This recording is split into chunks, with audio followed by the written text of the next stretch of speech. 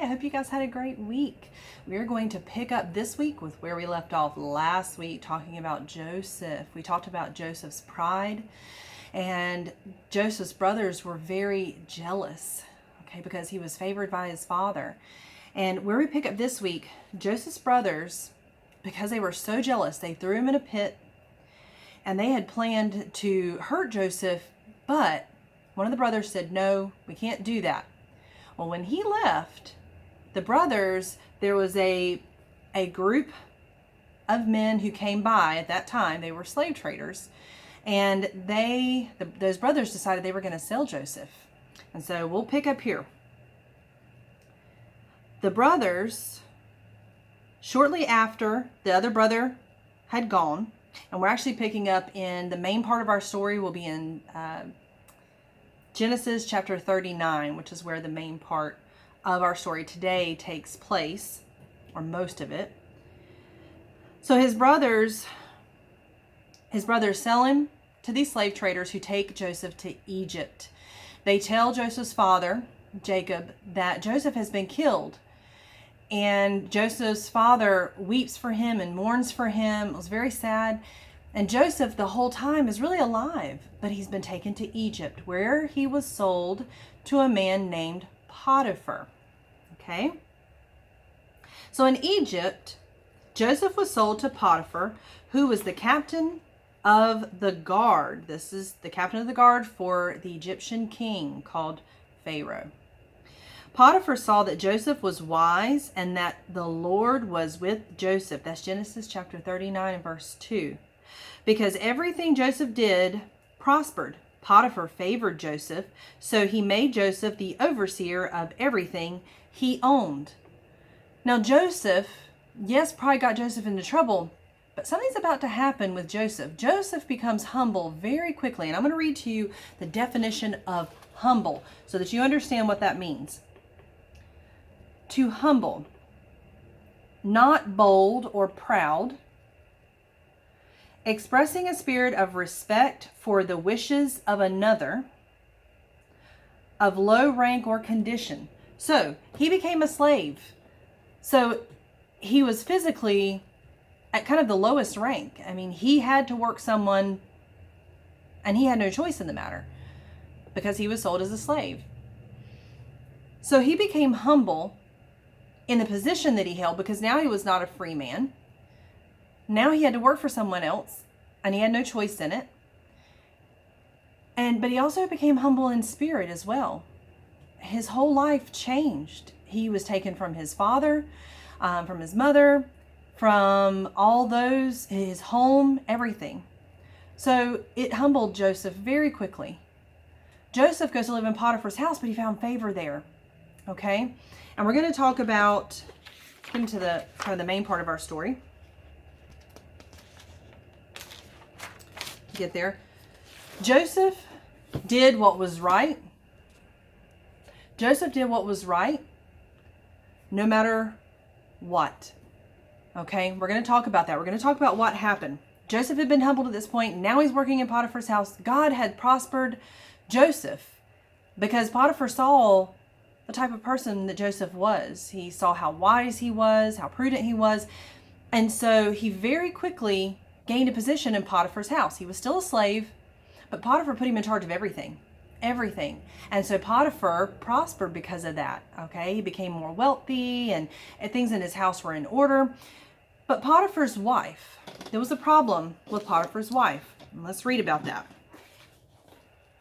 Day after day, while Joseph was working in Potiphar's house, Potiphar's wife came to him and wanted Joseph to sin with her. But Joseph resisted, saying, "How can I do this great wickedness and sin against my God?" That's Genesis 39 and 9. Then finally, after Joseph refused, Potiphar's wife grabbed Joseph's garment as he turned and ran away from her. When Potiphar came home, his wife lied and said that Joseph had tried to hurt her. She said that when she screamed, Joseph ran out of the house but left his garment behind. Potiphar was very angry and had Joseph thrown in jail. even though Joseph was completely innocent. Joseph had done nothing wrong. As a matter of fact, Joseph did exactly what was right. He told her, no, I'm not going to do these bad things. I'm not going to sin against my God. And he wouldn't sin and disobey, or not just disobey his master Potiphar, but he wouldn't do anything bad towards Potiphar. The Lord blessed Joseph even in prison. Joseph got thrown in prison and he was innocent. He didn't do anything wrong. Have you guys ever had a situation where you've gotten blamed for something that you didn't even do? Let's say in class, I'm a teacher. And you know what? Sometimes I have students every year that usually kind of tend to be a little talkative and all that. And sometimes I may call them out and say, hey, so-and-so, I need you to stop talking. And they're like, but Miss Ellis, I really didn't talk. It wasn't me. Okay. So sometimes you can get blamed. Sometimes you can get blamed for things that other people do that you haven't done. And you know what? That's probably happened to you. I know it's happened to me. And it's not fair. And sometimes you have to suffer consequences that weren't even yours to suffer. Well, that's what's happening to Joseph. Joseph didn't deserve to be thrown into prison. He did nothing wrong. But because of this lie, now he's in prison. So his brothers threw him in a pit, sold him into slavery. His father thinks he's dead. He's been sold to Potiphar. Potiphar sees that there's something different about Joseph. He decides to put Joseph in charge of his house, and everything prospers. And even though he's still a slave, God is moving and God is helping Joseph even in that tough situation. Joseph is faithful to God. In all of that trial, all of those bad situations, Joseph is faithful. He becomes humble and he's faithful. Now Joseph, something's happened again. This woman has lied. Now Joseph is suffering a consequence that wasn't really his to suffer. He didn't do anything wrong. She did. But Joseph is having to take those consequences. And God, even in prison, even in this bad situation, God moves. And God is going to prosper Joseph even in this situation. The Lord blessed Joseph in prison. The prison guard respected Joseph and soon put him in charge of the other prisoners. Again, Joseph was faithfully working where God had put him. He worked hard for Potiphar and prospered. God caused him to prosper there, and now he worked hard in prison. God is prospering him here as well. And Joseph hasn't complained, but Joseph works and does and is faithful to God. In time, Pharaoh's chief butler and the chief baker offended him. Pharaoh, remember, was the Egyptian king. Offended him and were put in prison. One night they both dreamed. They were both dreamed and were disturbed about what their dreams meant. The next morning, Joseph asked them to tell him their dreams, since God knew what the dreams meant. You remember, okay, in last Sunday's lesson, we talked about Joseph and we talked about the fact that Joseph had these dreams, and that now these two men have had a dream, and God is going to use Joseph to interpret, to tell these men what those dreams meant, and there's a reason for that. So the butler said that his dream was a grapevine with 3 branches produced clusters of ripe grapes. Pharaoh's cup was in his hand, and the butler squeezed the grapes into the cup and gave it to Pharaoh. Joseph told the butler that the 3 branches represented 3 days, and that he would be back serving Pharaoh in 3 days. Joseph asked the chief butler to not forget him when he returned to serve Pharaoh. So he told the chief butler what his dream meant, and asked him, please don't forget me. When you go back to Pharaoh, don't forget me. Don't forget that I'm here in prison, and tell Pharaoh about me. Tell Pharaoh what's happened. Then the baker asked Joseph to tell him the meaning of his dream. In his dream, he had 3 baskets on his head. In the top basket were different kinds of baked goods, and the birds came and ate them out of the basket. Joseph told the chief baker that in 3 days, Pharaoh would have him hanged from a tree, and the birds would come. And that was exactly what happened. For the next 2 years, the chief butler served Pharaoh and forgot about Joseph. So now he's told the butler what's going to happen, and it's something good. The baker, his outcome wasn't good, but for the butler it was. But he forgot about Joseph. So here's Joseph in prison still, being faithful to God, serving where he's at, even though it's not a good situation. The next morning, Oh, it says, for the next 2 years, the chief butler served Pharaoh and forgot about Joseph. Then one night, Pharaoh had 2 dreams. The next morning, he called all the magicians of Egypt together to explain the meaning of his dreams, but no one knew the meaning. Then the chief butler told Pharaoh about Joseph, the prisoner who had interpreted his dream. Okay, see, God has a plan for our lives, even though, just what Sister Lissa talked about last week, God has a plan for our life. Joseph was having to go through all these things, all this hardship, but God had a plan in all of it. Okay, because Joseph now has been sold by his brothers, but he prospered in Potiphar's house where he worked as a slave. Then he got thrown in prison because he was accused by Pharaoh's wife of doing something wrong, and he didn't. She lied. He gets thrown in prison. Then he interprets the dreams of 2 men. One, he asks him, please don't forget about me. Tell Pharaoh about me. Forgets about him. Then Pharaoh has this dream that he wants to know the meaning of. And then the chief butler remembers Joseph and tells the Pharaoh about Joseph 2 years. 2 years later. See, Joseph had, from the time Joseph was sold into slavery to the time that all this is taking place, was a long time, guys. A long time. We're not talking about just months, days. We're talking about years. Okay? Many years that this has happened and that this has gone on. All right? So let's keep reading. The next morning he called, all these magicians. These are men who were supposed to be able to know dreams and be able to do all these great kind of miraculous things. They really couldn't.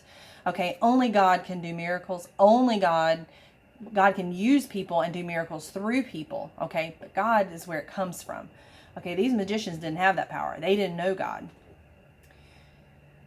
So the chief butler told Pharaoh about Joseph, the prisoner who had interpreted his dream. Pharaoh sent for Joseph immediately. Joseph came and told Pharaoh that he couldn't give the meaning of the dream, but God could.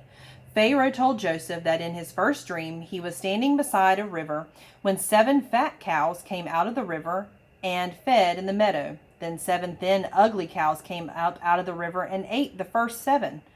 In his second dream, 7 good ears of corn were devoured by 7 thin ears of corn. Joseph told Pharaoh that the 2 dreams had the same meaning. Joseph said, God hath showed Pharaoh what he is about to do. That was in Genesis chapter 41, verse 25. Joseph explained that the 7 good cows and the 7 good ears of corn represented 7 good years, and the 7 thin cows and the 7 withered ears of corn represented 7 years of famine that would follow. Joseph said that God would make it happen soon. So Joseph advised Pharaoh to choose a man who would appoint officers over all of Egypt to gather and store a portion of the food during the 7 good years. This stored food could be given to the people during the 7 years of famine. Okay, famine is when there's a shortage of food. Okay, when there's not enough food for everybody. So Joseph was telling Pharaoh, this is what's going to happen. You're going to have 7 years and there's going to be plenty of food and it's going to be great. But then the 7 years after that, you're not going to have enough food. So you need to find a man that's wise and have him appoint other people to gather up a portion of all of the food and keep it and store it, so that when those 7 bad years come, the people will all have food to eat, and he can save the people in Egypt. So Pharaoh, this is what Pharaoh does, and this is where we're going to stop, and we'll pick up on the last part of this story, or the rest of the story, next week. So the stored food could then be given to the people. Pharaoh chose Joseph to lead this project and commissioned him to be over all of the land of Egypt. Pharaoh honored Joseph by giving him Pharaoh's ring, giving him expensive clothes, and putting a gold chain around his neck. Pharaoh also had Joseph ride in the 2nd chariot, and the people bowed down to Joseph because Pharaoh made him ruler over all the land of Egypt. That's Genesis chapter 41 and verse 43 where this happens. So Joseph went from being thrown in the pit. So all these bad things happen to him. He gets thrown in the pit, sold into slavery. God still blesses Joseph because Joseph is faithful to God during this time. Blesses Joseph, but then somebody lies. He gets thrown into prison. He's in prison for a long time. Okay. It was a long time. Okay. He was in prison for a long time. He thinks after he interprets this dream for the butler that maybe things are going to turn around. Maybe he's going to get out of prison, but he doesn't. 2 more years pass. and he's still in prison. But then Pharaoh has this dream. Joseph interprets the dream, tells Pharaoh what's going to happen, tells Pharaoh what he thinks would be the best thing for Pharaoh to do to save his people. And Pharaoh appoints Joseph as second in command in Egypt. He became the royal vizier in Egypt, the advisor to the king, to Pharaoh. Okay, so Pharaoh was the only one higher in Egypt than Joseph at this point. Okay, so God elevated him to this point. But here's the thing. God has a plan, and we haven't even gotten to the complete plan of what God had for Joseph's life at this point. Okay? God has blessed Joseph. Joseph has been faithful. Joseph had a lesson to learn about pride. He learned that. But now he's been through hardship, and he's been faithful to God. And all of the things, he's been faithful to God. Okay, even when he was tempted in Potiphar's house to sin, he didn't. And because he didn't, somebody lied on him. And then now in prison, he's being faithful. Even in prison, he's faithful. And so God prospers Joseph again and elevates him to the second in command to the king of Egypt. That's pretty cool. Okay, so now he's in second command. And this is where I'm going to leave the story off. But God has a plan and a purpose for your life. Even though Joseph has had a really rough time at this point, now God is blessing Joseph in a mighty way, and he's not done.